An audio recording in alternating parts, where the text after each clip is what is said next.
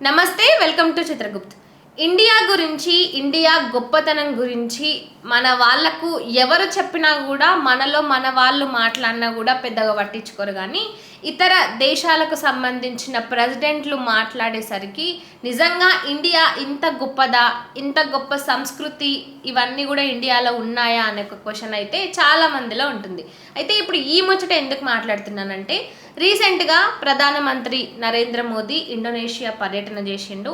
అయితే ఆ పర్యటనలో భాగంగా అక్కడి ప్రెసిడెంట్ ఎవరైతే ఉన్నారో ప్రబోవో సుబియాంటో, ఆయన ఇండియా గురించి, నరేంద్ర మోదీ గురించి మాట్లాడుతూ ఇండియాను అదేవిధంగా ప్రధానమంత్రిని ఇద్దరిని కూడా పొగడ్తల్లో ముంచెత్తిండు.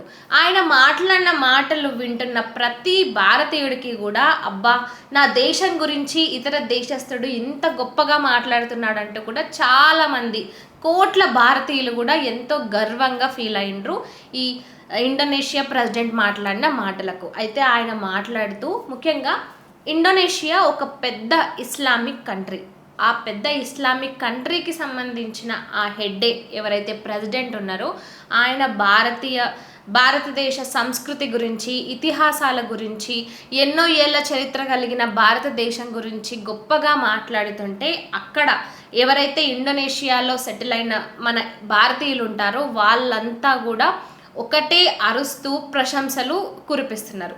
అయితే ఈ ఇండోనేషియా ప్రెసిడెంట్ మాట్లాడిన మాటలు చూసినట్లయితే ఆయన మాట్లాడిన మాటలు అంత ఈజీ కాదు. ఆయన మాట్లాడిన మాటలకి చాలామంది కూడా కొంచెం షాక్కి గురయ్యారనే చెప్పాలి. అసలు ఈయనేంది ఇండియా గురించి ఇంత గొప్పగా మాట్లాడుతున్నాడు, ఇండియా డిఎన్ఏ తమలో కలిసిందని ఇంత కరాఖండిగా చెప్తున్నాడు, అసలు ఏంది అన్నట్టుగా కూడా చాలామంది, మన ఇండియాలో ఉండే చాలామంది, ఇండియాని వ్యతిరేకించే చాలామంది, ఇండియా సంస్కృతుల గురించి తక్కువ చేసి మాట్లాడే చాలామంది కూడా ఒక్కసారికి అవాక్ అయ్యారనే చెప్పాలి. అయితే ఈ ప్రెసిడెంట్ మాట్లాడిన మాటల్లో మెయిన్గా చూసినట్లయితే ఇండియాలో ఉండే పాలసీలను, ప్రధానమంత్రి నరేంద్ర మోదీ అమలు చేసే పాలసీలను, వీటన్నిటిని కూడా ఆయన ఇండోనేషియాలో కాపీ కొట్టి అవన్నీ అమలు కూడా చేసిండంటూ కూడా ఆయన చెప్పుకొచ్చిండు.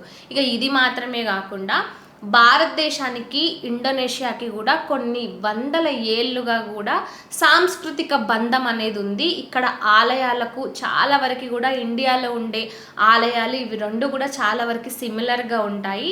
అంతేకాకుండా రామాయణం, మహాభారతం ఇతిహాసాల విషయంలో కూడా ఇండోనేషియాలో ఎంత గౌరవంగా ఇప్పటికీ కూడా ఈ రోజుకి కూడా దానిపై ముఖ్యంగా రామాయణ మహాభారతాలపై స్పెషల్ షోలు వేయడము, ప్రతి ఒక్కటి కూడా అవి చూడ్డానికి ఇండోనేషియా ప్రజలు వేలకు వేలు టికెట్లు కొనుక్కొని సినిమాను కూడా అంత ఇంట్రెస్టింగ్గా చూస్తారో లేదో తెలియదు, కానీ మన ఇతిహాసాలను అంత బాగా గౌరవించి ఆదరిస్తున్నారు అక్కడ ఇండోనేషియాలో.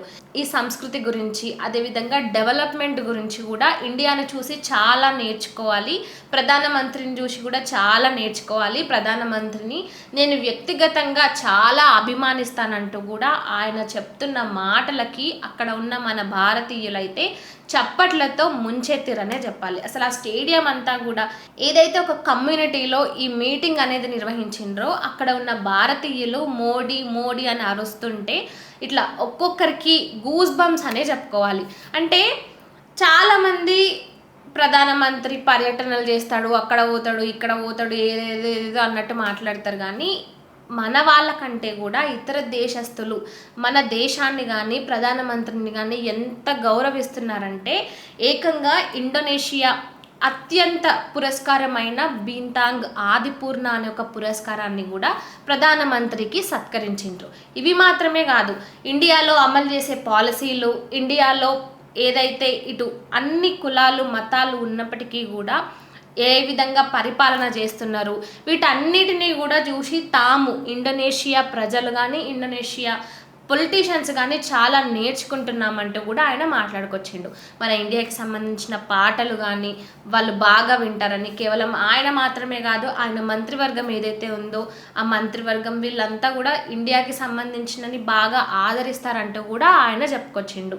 ఇక ఇవి మాత్రమే కాకుండా ముఖ్యంగా ఆలయాల విషయానికి వస్తే అక్కడ బాగా ఫేమస్ టెంపుల్ అయిన ప్రభనన్ ఆలయం, అది 9వ శతాబ్దానికి సంబంధించిన ఆలయం. ఆ ఆలయాన్ని మళ్ళీ పునఃప్రారంభించడానికి, దాన్ని మళ్ళీ కొన్ని మరమ్మతులు చేయడానికి ఇప్పుడు ఈ ఒక ప్రాజెక్ట్ని తీసుకున్నారు. అయితే ఈ ప్రాజెక్ట్కి మన ఇండియా కూడా సహకరిస్తుందంటూ కూడా మన ప్రధానమంత్రి చెప్పడం జరిగింది. కేవలం ఇది మాత్రమే కాదు, ఆలయాల విషయంలో, సంస్కృతి విషయంలో, అభివృద్ధి విషయంలో, అన్ని విషయాలలో కూడా ఇండియాను మేము ఇన్స్పిరేషన్గా తీసుకుంటున్నామంటూ కూడా ఆయన చెప్పుకొచ్చిండు. ఇప్పటి వరకు ఇండియా ఇతర దేశాల నుంచి ఈ మిజైల్స్ కానీ వీటన్నిటిని ఇంపోర్ట్ చేసుకునేది. కానీ ఇప్పుడు ఇండియా ఎదుగుతుంది. ఇండోనేషియాకు మన బ్రహ్మోస్ మిజైల్ని ఎక్స్పోర్ట్ చేయడానికి కూడా, అంటే మన భారతదేశం ఎగుమతులకు కూడా ఇప్పుడు సిద్ధమైంది. ఇండోనేషియాకి కూడా ఈ బ్రహ్మోస్ మిజైల్ ఏదైతే ఉందో ఆ మిజైల్ని పంపించడానికి ఇటు ఇండోనేషియా ప్రెసిడెంట్, అదేవిధంగా ప్రధానమంత్రి నరేంద్ర మోదీ ఒప్పందాలు కూడా చేసుకున్నారు.